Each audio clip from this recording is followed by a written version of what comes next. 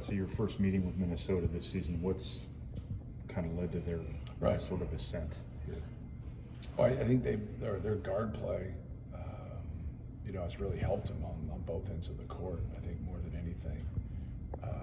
Hawkins, leads the nation in assists. He gives them ultimate quickness that can break down the defense. Cam Christie is a NBA prospect, a guy that can make shots, can shoot off the dribble, can get things in transition, can play out of ball screens.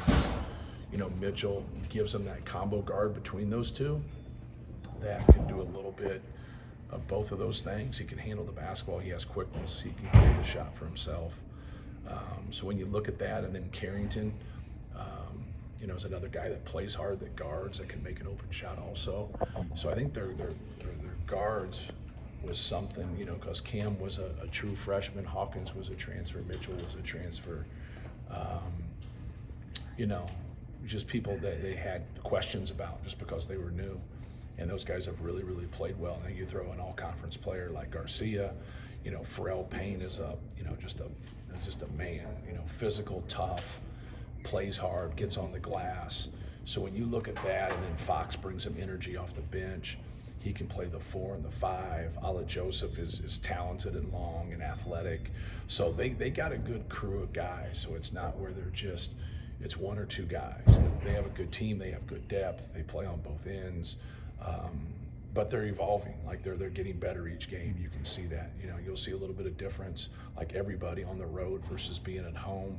But they've had games like the game against Iowa, and I know they just lost it, but they're up 20. Like, how many teams on the road up 20 that loses their best player that doesn't play in the second half? That could happen to. It could happen to all of us. And so they've had some games and had some success where they've scored. They've also had some grinders where they've won games in the 50s and the early 60s. So they've proven that they can play a couple different ways. So this is going to be a challenge for us. If Garcia's healthy, how hard is he to guard? Well, just the fact that he has that size and he can shoot threes, but he also can post. He can slash and he can get on the glass. But he's going to post up guys that he feels like he has an advantage, and then he's going to drag out guys to the arc. He feels like when he has an advantage out there. So just a good frontline play. A guy that's had a lot of experience. Being in the Big East, being in the ACC, and now being in the Big Ten. Do they only use him at the 4? Do they slide him at the 5 some?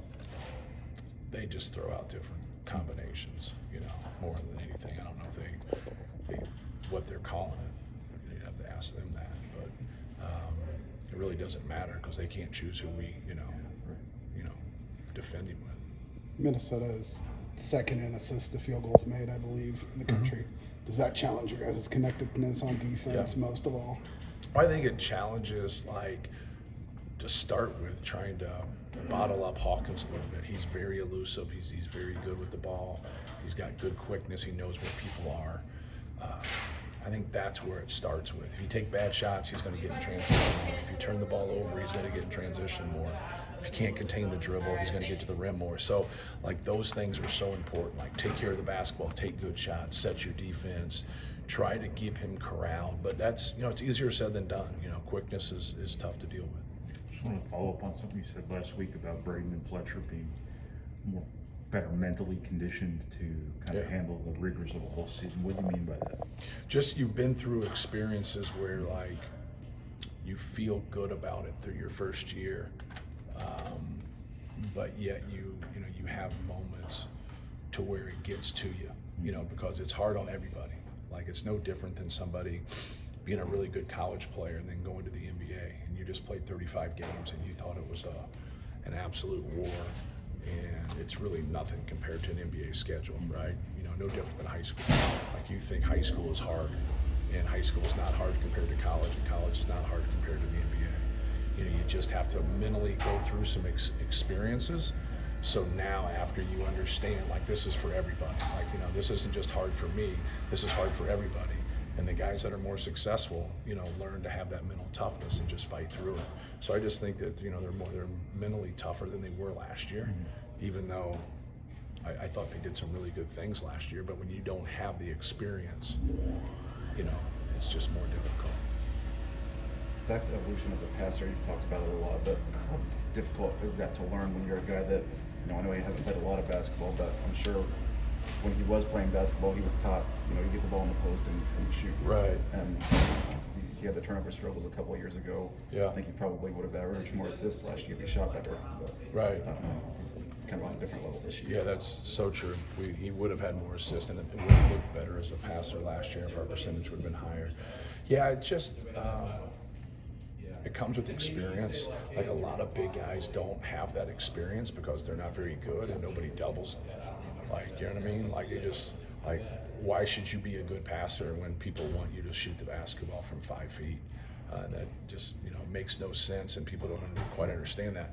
Well, for him, like, he had to get himself to that position, and he wasn't there. He started basketball late, and now once he started to be able to make jump hooks and get deep position, then people came, and then we had an issue. So we went to work. Like, we just went to work, and anytime something gets you, just set up drills to where they got you. And then, you just work on that. And then somebody gets you again, you set up a drill like that. So you just keep doing it. Eventually you run out of problematic scenarios and you just get better at stuff. But you make them understand the why of what they're doing. A lot of times just do what I say isn't a very good philosophy. Here's why we're going to do this, and explain yourself. And I've always tried to do that. I've always tried to explain, here's the different scenarios. Then you always got to give them the caveat, we can only coach one team. So there's 2 teams out there. Even though this is what they're doing and this is what they have been doing, they do have the right to do whatever the hell they want in the game. So if something changes, even though we've worked on this and this should be open, you still got to see it. You still got to be able to be fundamentally sound if they jump a passing lane or they jump a switch, or just anything when he has the basketball. The productivity you've gotten from Trey and Mason as a combination has been pretty good. Mm-hmm. How does the kind of distinctions between those two affect your game plans, affect the games? Talking about Trey Kaufman and Mason Gills together, playing.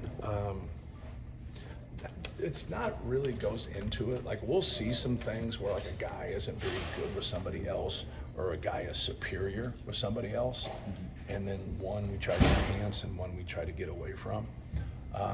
Those two have been pretty good together. And just trying to find, especially in low numbers, low data, sometimes you'll get where something looks pretty good, but you also got to consider who we're going against. So it's going and finding your data in the last 8 minutes of every close game. That's real data, right?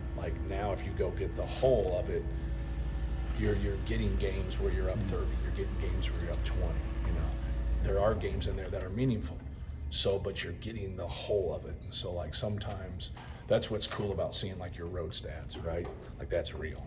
Those are real stats. Sometimes when you see your home stats and some guy made 4 jumpers, it's pretty easy to hit the 5th versus being 0 for 4 on the road and hitting that 5th. So things of that nature. But no, Mason can stretch it out. He's more of a low post player. So I think that helps from an offensive standpoint. Trey then can guard a 5, which he's a little more comfortable doing, even though I think he's made strides guarding the 4 and done some good things for us. So it just kind of depends on matchups and styles and things of that nature.